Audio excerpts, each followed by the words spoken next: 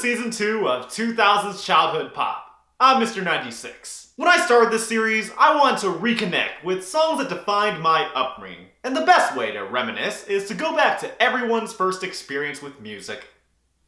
Karaoke! I never believed in what I couldn't see. Ah, karaoke. From the terrible singing to the terrible singing by your drunk uncle. I mentioned last year that my introduction to certain classics came from Karaoke Revolution Volume 3, but today we're going to look at my other karaoke medium of discovery, Rock Band 2. The year was 2008, and my 8-year-old cousin at the time enjoyed singing age-appropriate titles like Chop Suey and Down with the Sickness. But that's beside the point, because one lighthearted pop rock song would become a rock band staple for family reunions. Given that I've mostly grown out of rock music as an adult, I acknowledge that I'm not exactly familiar with Panic at the Disco's discography. But even so, why does nobody remember 9 in the Afternoon? On the surface, it seems like an ambitious yet infectious tune. I cannot believe that amongst the Panic craze in the last decade plus, this song isn't high in the canon.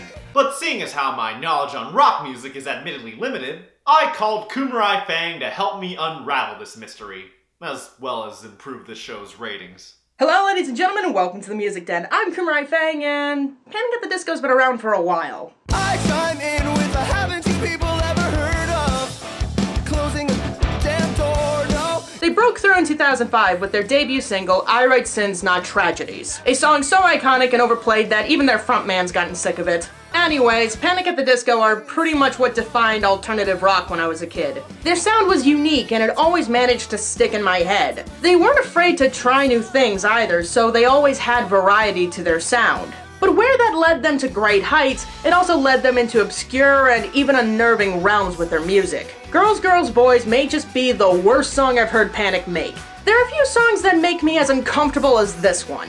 That being said, they still have a long and very good track record, and listening to their songs is almost always a treat for me. With that out of the way, let's go 10 years back to 9 in the Afternoon. Back to the street where we began. Ah, 2008, back when Panic at the Disco actually had band members. That's not a joke either, they don't have any band members. Baby, I'm Okay, Maroon 5, you win this round, but only this once. It's not that bad. Like, what are the chances a literal one-man act actually outclasses Adam Levine's actual band? taking back the crown. I'm all dressed up and naked. I see what's running, take it. Any more questions? Nope. Let's talk about the song. Feeling as good as lovers can, you know.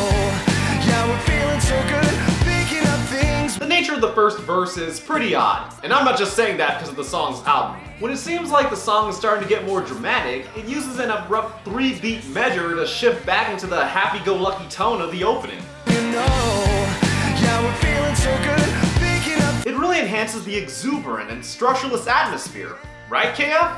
I guess, but something about this song is just off. I've thought about it really hard, and I think it can be summed up with this. What is it even about? That's easy.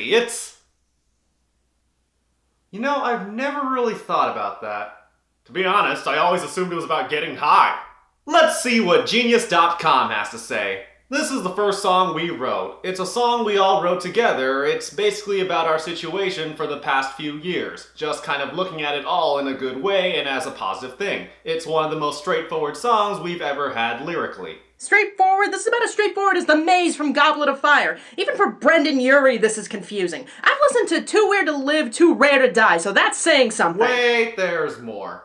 The debut single of Pretty Odd describes what it feels like to be high with a significant other. Hey, there we go! For a second there, I thought he was gonna be totally insane. 'Cause it's 9 in the afternoon, and your eyes are the size of the moon. The first chorus is such a great payoff. After the unnatural vibe of the song leading up to it, the combination of horns and joyous instrumentation releases any kind of unnerving feeling. Your eyes are the size of the moon.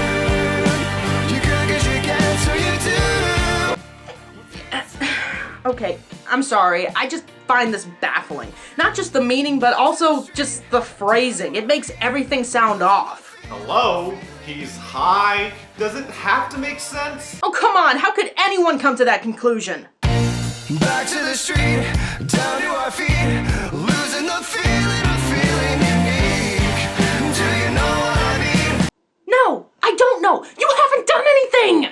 Kumerai, are you that dense that you don't realize the gravity of the content?